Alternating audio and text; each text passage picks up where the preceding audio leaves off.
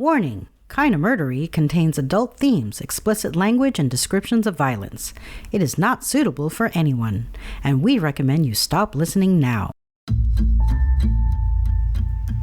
True crime with a dash of the paranormal, the garish, the strange, and the darkly comic. I'm Zevon Odelberg, and you've found your way to Kinda Murdery, a place that means more than just murder. It's my very own pocket dimension, home to a curated collection of bizarre and compelling stories, the unsolved, the unsettling, and the unbelievable. I cover it all, just so long as it's kinda murdery. Hey everybody, welcome to Kinda Murdery. I'm your host Zevon Odelberg. Thank you for deciding to be here. Now I know, I just announced a new Kinda Murdery series called American Grifter, which would make you expect to hear about con and flim-flam men and women like Ponzi from our last episode. And here I am today, back with another murder story. But look, I'm sure it comes as no surprise to you that murderers are often very good at conning people, getting into their confidence, and then convincing law enforcement after the crime that they're in fact innocent. And some of those dastardly core competencies are the same as that of a more traditional grifter. And so I feel that tonight's story fits firmly into the theme of American Grifter. Without further ado, I present to you the second story in Kinda Murdery's American Grifter series, The Murderous Mrs. Marlyse May.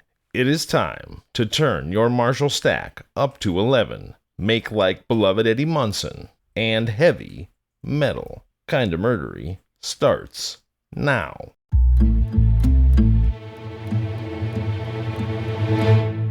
Please forgive me for what I'm going to do, read the note. Did Marlyse May, tempestuous French war bride, really shoot to death her lover Andrew Davolo in apartment 65? What was the grim secret behind this mysterious slaying?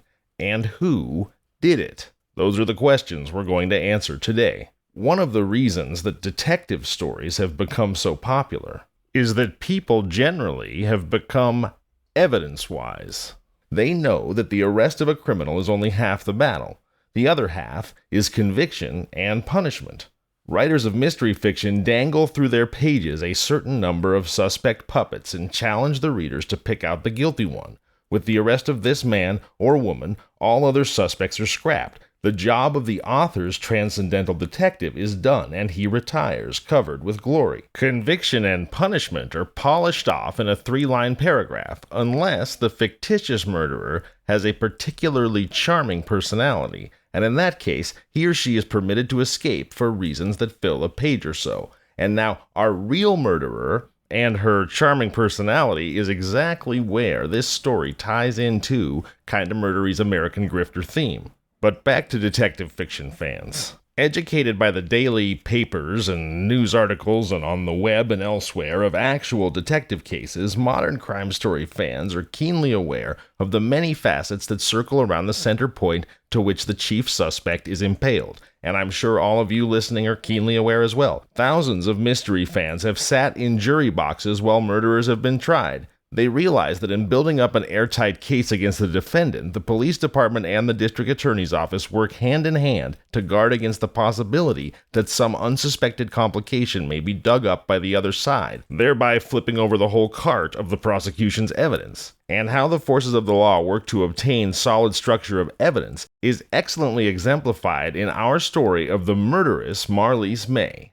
which centers around a murder committed in the late 1920s at apartment 65, 1477 Townsend Avenue, the Bronx, New York City. Like the very great majority of murders, this crime had no eyewitnesses, outside of the murderer themselves, of course, and the investigation uncovered confusing trails that gave to newspaper stories the suspense of a mystery serial. In preparation for applying to the grand jury for an indictment against the person who was suspected in the case, the DA reviewed every atom of evidence and interviewed every detective, physician, psychiatrist, and expert who had come in contact with the case, as well as personally talking to friends, acquaintances, business associates of the deceased, and the suspect. By the time this sifting was completed, the DA felt that he had a complete understanding of all the details that went into arguments for and against a guilty verdict. From the human, as well as the legal and medical standpoint, this murder case, which is about to be related to you in detail, was among the most interesting ever to come out of Bronx County. Alright, let's get into it. A loud ringing of the telephone on the night desk at the Highbridge Station House gave the police their first inkling of the tragic murder in apartment 65. The time was exactly 12:05 a.m. on Sunday morning, November 13th, 1927. Lieutenant Phelan, in charge of the night desk, lifted the receiver, listened to an anonymous caller, promised to send a man to the address given, and hung up when the person who telephoned refused to give his name. "That was a squeal about a stabbing case at 1477 Townsend Avenue, top floor, apartment 65, he informed Detectives Winterhalter and Henry Smith, who had come on duty 5 minutes before. "Take a run over and see what's the trouble." Jumping into one of the department's black and whites, the two men were driven over to the scene of the reported crime by Patrolman Gallagher. Within 4 minutes after leaving the station house, they entered the spacious foyer of 1477. The block on which this apartment is situated is not the kind in which stabbings would be expected to happen. The tenants are, for the most part, well-to-do, conservative people of comfortable means and unimpeachable reputations. Ordinarily, after midnight, the houses are as dark and silent as the homes on a suburban street. When Winterhalter and Smith arrived, however, the entire front of the apartment building opposite 1477 bristled with agitated heads, and excited voices shouted from window to window. Buzzing groups in various stages of makeshift costuming surged on the sidewalks, swallowing up any questionable characters who might have been lurking in the neighborhood. But the excitement on the street was nothing compared with that in the hall of the 6th floor, which the two detectives reached by the means of an automatic elevator. "Any of you telephone the station house about a homicide?" Winterhalter asked the milling mob that confronted them when they emerged from the lift into the corridor. None claimed the civic duty. One little man, whose appearance typified a cartoonist's ideal of Mr. Consumer, volunteered the information that a French girl named Marlyse May, who lived in 65, had been shot. Jabbing his thumb on the bell button, the detective held it there until the door was opened by a white-faced, fully dressed woman. The large inner hall was dimly lighted. In the gloom, he saw the shadowy form of a man bending over a lounge on which lay a scantily clad girl. At the approach of the detectives, the figure straightened up, and they saw before them a tall, alert-faced man with keen gray eyes. He introduced himself as a physician who had been summoned by a stranger. "Is she badly hurt?" Winterhalter asked him as Smith proceeded farther into the apartment. "Very," he replied gravely. "At first, I thought she was dead." "If she's as seriously hurt as that," the detective said, "I'd like to get a statement from her at once, if possible." "It's impossible. She doesn't know what she's saying. She's been addressing me as Andy and begging me not to shoot her," the doctor explained. "The sooner I get her to the hospital, the better." Winterhalter learned that 1477 was a new building and that the only telephone that had been installed up to that time was on the 4th floor. Pushing through the crowd swarming in the corridor, he raced downstairs and called up the main desk at police headquarters. He was answered by Lieutenant DeVoe, who told him that an unknown had already notified him of the crime and that the various offices and officials had been notified. These included the nearest hospital for an ambulance, the Homicide Bureau, the District Attorney of the Bronx, the Medical Examiner, the Commanding Police Officer of the district, Captain Bruckman of the Bronx Detective Bureau, and the Photograph Bureau. Within an hour's time, Winterhalter figured, representatives of these bureaus and officials would be on the scene. As this was the first homicide assignment that he and his partner Smith had received, they were naturally eager to win their spurs. They were only third-degree detectives recently promoted from patrol duty, and how they used their minutes before the arrival of their more experienced brother detectives would depend their future connection to the case. If they had made no appreciable progress in that hour, it would be taken out of their hands. Returning to the apartment, Winterhalter was informed by the physician still in charge of Marlyse May that the girl had sunk into a coma, so he hastened to the death chamber, where his partner was making a thorough search for clues. "Looks to me like a suicide pact or a murder-suicide that failed," Smith remarked, looking up from a crouching position at the bed. Before answering, Winterhalter took in with one sweeping glance the appearance and condition of the room. It was a good-sized bedchamber, about 11 feet by 16, plainly but handsomely furnished. A shaded center globe light provided illumination. A bed jutted out from the center of one wall, having on each side a chair. Against the opposite wall was a dressing table with a set of costly toilet articles, partly covered with a man's derby hat.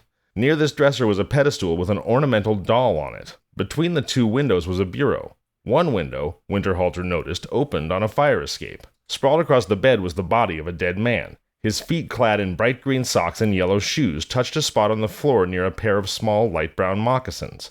Under one hand lay a pistol, and alongside the arm was a small wooden box. "If that's the man Andy that the woman referred to in her delirium," said Winterhalter, stepping over to the bed and examining the position of the body, Whether or not he shot her, he certainly didn't kill himself. His head's almost blown to pieces.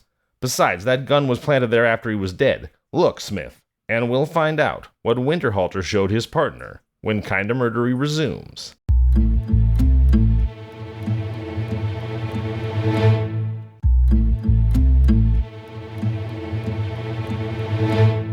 And we're back. Thank you for taking a moment to support the brands that support Kinda Murdery. I'd like to spend a little time right now talking about causes that are important to me, and specifically, if you listen regularly, it's something you've heard me mention before, but there's a new 3-digit number. It's free. It's 988. And you can dial 988 to immediately receive counseling for substance use, mental health, or suicidal thought-related issues. So if you find yourself in acute crisis, please, please, please remember that the world is a much better place with you in it.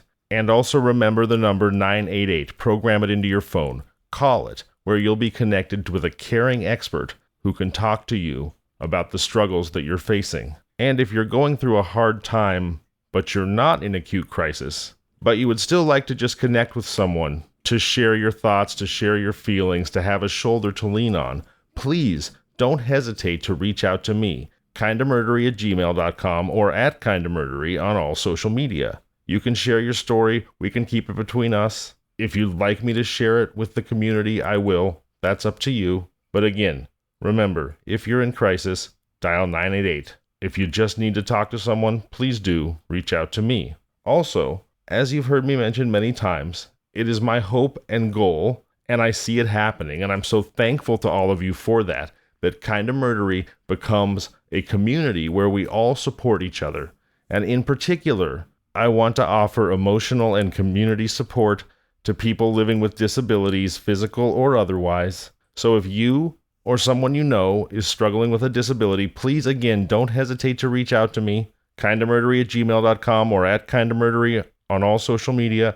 We can connect. We can talk. If you want me to share your story, I will. Again, if you want to keep it between us, we can do that too. But what's really important to me is to provide a community and a forum where people who have life experience that is different than what most of us are used to hearing about, and we all do have those experiences in our own way. So whether or not you have a disability, please don't feel like you can't reach out to me. You can. Please reach out, share. My goal is to share with everyone life experiences, thoughts, and ideas that they may not have thought of or experienced themselves, and hopefully build empathy, connection, and support that way. As you may know, I have cerebral palsy. It's been an important part of my life's journey, and so this is a cause that's very important to me. And speaking of cerebral palsy, a little bit of a segue here, but as you may or may not know, I think I've mentioned it in passing on the show before, in particular when my buddy Nick View was on, but I play the very nerdy card game, but also awesome card game, Magic the Gathering. And I recently found out about a professional Magic player named Brandon Burton. And Brandon Burton is an excellent Magic player. He recently won a GP, that's short for Grand Prix. He has cerebral palsy. Now, he has much more severe cerebral palsy than I do. I know that his mom holds his cards when he plays in a big tournament, but he is absolutely outstanding. Being a Magic pro is like being a chess pro or a poker pro. It's an extremely demanding, difficult, strategic game. Most people are not capable of it, just like most people aren't capable of being a NASCAR driver. Capable of being a pro, I mean. And for someone who loves the game and also has cerebral palsy, Brandon is a very, very inspiring figure to me. This may be kind of a long shot, but what I wanted to say is if anybody happens to know Brandon, if you could reach out to him and let him know about the show, I would love to have him on the show. And on the subject of talking to inspiring people on the show, I have a really exciting event coming up. It's something I've teased previously, but it's now about to arrive. I had the awesome honor and opportunity to interview one of my favorite artists, New York Times best-selling author of the Sandman Slim series and many other excellent books and comic books, Richard Kadrey. I love his work. I eagerly anticipate it. I had the absolute joy of having an in-depth conversation on the show with Richard, and that is going to come out this Sunday, and I can't wait to share it with you. So it will be a slightly different format than usual. What we're going to do on Sunday, I will open with the second half of the Murderous Marlyse May, and then once we've finished the story, the show will transition into my interview with Richard Cadry. So it'll be a little bit longer episode than usual this coming Sunday, but boy, is it worth it. I'm so excited to share this conversation with you, so please do listen, please do tell your friends and family, and get ready, because this Sunday not only will we be wrapping up part 2 of the Murderous Marlyse May, but right after that you'll get to hear my awesome conversation with Richard Cadry. Last thing, please do leave reviews. It makes a huge difference for the show. Go on whatever podcatcher you like to listen on, or on YouTube, and just leave a review. It does a lot to make the show more visible and help our community grow so that there can be more of us to support each other on our life's journeys. Oh, one more thing. I still have those awesome full-color vinyl Kinda Murdery stickers. If you'd like one, please email me, kindamurdery@gmail.com, and I will be more than happy to send them to you. And with that, buckle up, folks, for more of the Murderous Marlyse May. Kinda Murdery resumes now.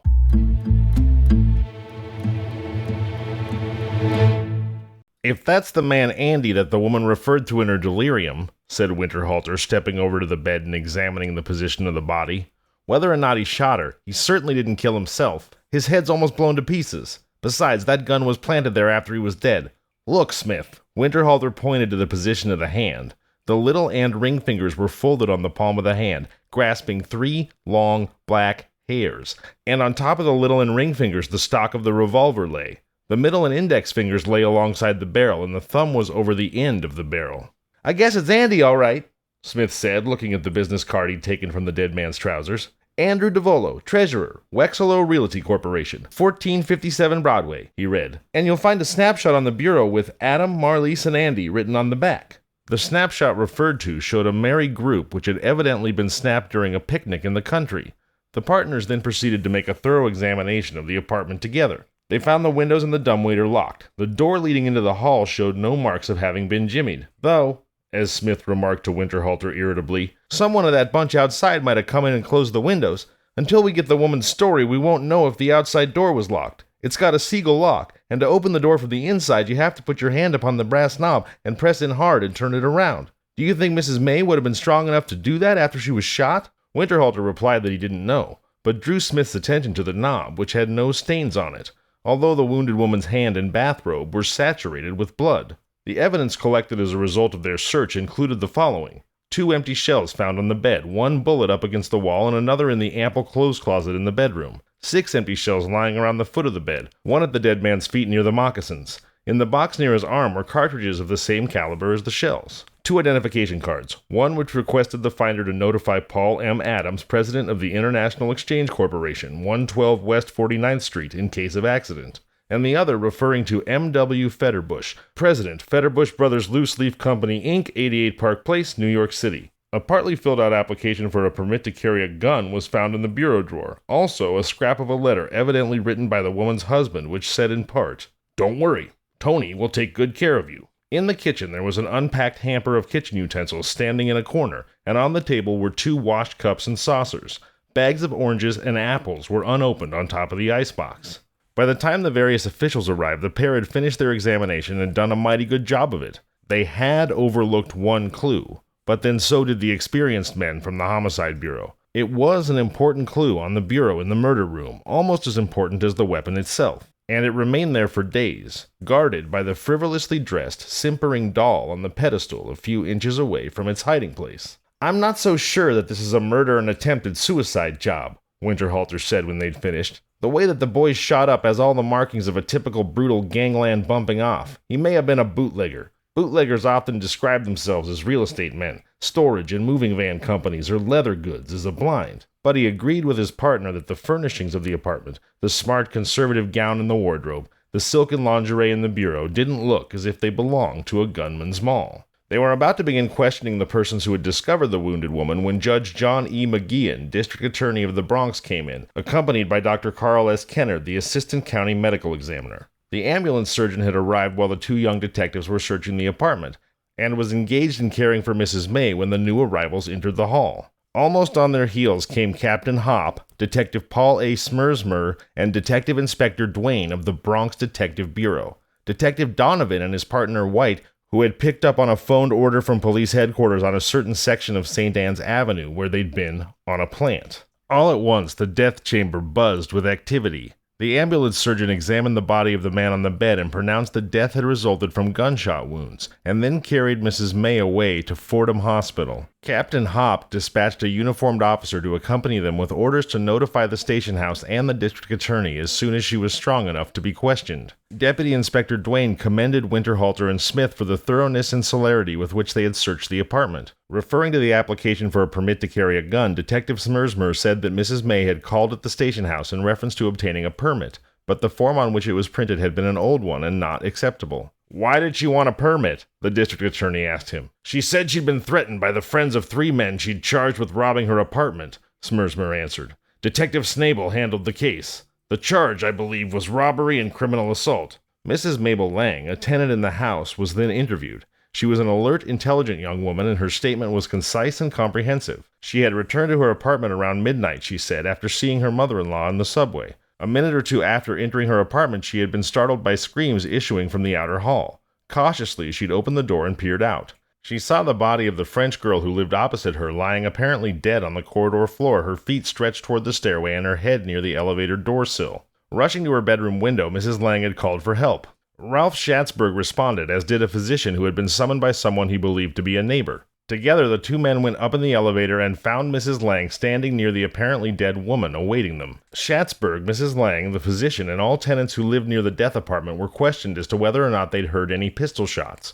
All declared that they had not. After another thorough search was made of the May apartment, a uniformed officer was left in sole charge with orders to notify the authorities if anyone sought admittance. He was instructed to obtain such a person's name and address, and under no conditions was he to permit anyone to enter. Nothing was to be disturbed in the apartment. For 36 hours, Mrs. May remained in semi-conscious, delirious condition. She alternated between states of coma and wild delirium, exhibiting the greatest terror of anyone who approached her, scratching at attendants and screaming for help. It took 4 or 5 nurses to hold her while the doctor dressed the gunshot wound that had torn through her lung and barely missed her heart. Not once, in her maddest ravings, however, did she admit doing the shooting. The impression made by her incoherent mutterings and piercing shrieks was that Andy had shot her and killed himself. The autopsy showed that Andy could not have shot himself. For Dr. Kennard, who had performed more than 3,000 autopsies, reported finding 7 gunshot wounds, any one of 4 of which would have caused instantaneous death. The first fatal bullet entered 1 inch to the left of the midline of the dead man's skull, passing almost horizontally backward through the brain. The second entered on the vertex of the skull, 1/2 inch to the left of the midline,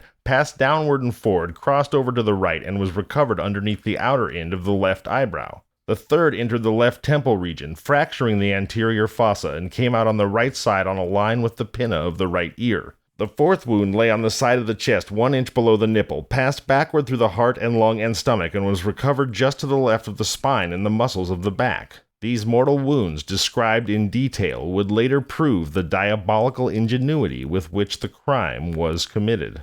By gathering a scrap here and there, the various men working on the case from every angle soon presented reports to Deputy Inspector Duane, which gave a satisfactory, if incomplete, history of the friendship between Mrs. May and Andrew Davolo, who had been identified in the morgue by his brother. Mrs. May, when a young war nurse in France, had met a young American soldier named Adam May, who had been brought to her home by her brother to be nursed back to health. The meeting had led to marriage. As a result of being gassed, May developed tuberculosis. The couple came to America, and the young war bride went to work. The record of her success rivals a Horatio Alger story. At the time Davolo was shot, she was earning $135 a week as a dress designer, plus 2% commissions, and had started a small business of her own. Side note, $135 in 1927, $135 a week, is equal to $2,100 in today's money. So, Mrs. May was earning 6 figures, indeed rare for a woman in the 1920s, and rare enough for anyone today. So Mrs. May was earning $135 a week as a dress designer, plus 2% commissions, and had started a small business of her own. Her best friend was Andrew Davolo, 22 years old. When the disease-racked veteran Adam May returned to France in search of a cure, all of his expenses were paid by his wife, whose devotion to him had frequently been commented on by her neighbors and her business associates. Before he left, May begged his friend Andy to see that Mrs. May was not lonely. Outside of this liaison, the dead man appeared to have been a model youth who was devoted to his parents and was already well on the road to success. He had a drawing account of $100 a week in a thriving real estate business he was building up in a partnership with a man named Joseph Wexler. He had persuaded his father to retire from work and enjoy life before he was too old to get any fun out of it, as he put it. In the eyes of her employers, Mrs. May had an equally excellent reputation. She was a brilliant and original designer, very quiet and reserved in manner, and a favorite with her fellow employees. When the story of the double life she had been living broke into print, all were astounded. Joseph Wexler, the dead boy's partner, however, made no bones about expressing the black opinion he had of the wounded woman's character. When the detectives visited him at his home during Sunday afternoon, he didn't hesitate in saying that he believed Marlyse May had murdered Davolo. Ordinarily an alert businessman of jovial go-getter type, Wexler appeared to be utterly crushed by the violent death of his partner. "Yesterday morning," he said, referring to the Saturday preceding the murder, "Mrs. May called up our office and asked for Andy. I told her he was out, and she left a message for him to see her that night without fail. I gave it to Andy and warned him not to go." "Well, why'd you warn him?" Winterhalter asked. Wexler's eyes narrowed as he answered grimly. "There was something in her manner lately that made me fear for Andy's life. One evening this week, he went to a party to which she wasn't invited. She had forbidden him to go. We were driving through Central Park the next day, Mrs. May, Andy, and I, and Mrs. May was reproaching Andy for neglecting her. She was crying and carrying on something awful so that people in the park were staring at us. Andy told her if she didn't stop bawling, he would put her out of the car. "You can't treat French girls this way. We know what to do." She screeched hysterically as she said this, and she patted a large pocketbook that was lying in her lap. But she stopped crying, opened her bag, and began making up her face. The pocketbook was gaping wide open while she looked in the mirror, and I saw the butt of a gun. It was after that I first warned Andy to have nothing more to do with her, but he only laughed. He was such a gay fellow. He was always laughing and joking. Wexler further stated that Andy had an engagement to meet him in New Jersey at 9 o'clock on the night of the murder, and when Andy didn't show up by 10, he'd become anxious. When he called up the boy's parents, they had told him that Andy must be on his way over. The next he heard was of the murder. In the minds of Davolo's family also, there was no uncertainty as to how their boy had met his death. All believed Marlyse May guilty. Mrs. Davolo was prostrated by the tragedy. Nevertheless, over the objections of her daughters, who believed the interview would be too much for her, she insisted upon seeing the detectives. Her bright black eyes flashed, and her small figure trembled with excitement as she declared that she wanted the murderess of her son brought to justice. Without a tremor, she opened the conversation. "My son. He bring her to me first and say, 'This is a friend of mine in business.' I was of course polite to our guest, but when she left, I say to my boy, 'Is she married?' He say, 'Yes.' I say, 'My son, why are you keeping company with a married woman?' He do not answer. Never has he told me lie. I guess." She nodded her head solemnly, and her lips formed a tight, thin line. "I said," she continued, "if you're going out with this woman, keep out of my house. I don't want to have anything more to do with you when I know she is a married woman." "And then what did he do?" Winterhalter asked. "For 6-7 months he come home once a week to get change of clothes," she went on in a dead, monotonous voice that had sobs in it. "It break my heart. I grow sick. Then, maybe 7 weeks ago, he begun coming home every night, and we all so happy to have my beautiful boy with us again. Then, last night, before he die, he have his dinner here. No wine. Just tea. We drink it with our evening meal. Later, he drive his father and me to the movie theater, and he say, 'Tonight I must go to Jersey on a business matter. Home maybe tonight, maybe early tomorrow.' Next, they come and tell me, my boy is murdered." Out of consideration for the old lady's lacerated feelings, Winterhalter and Smith questioned her no further at that time. From many other sources, however, they gathered data that showed Mrs. May had been afraid her lover was on the verge of leaving her.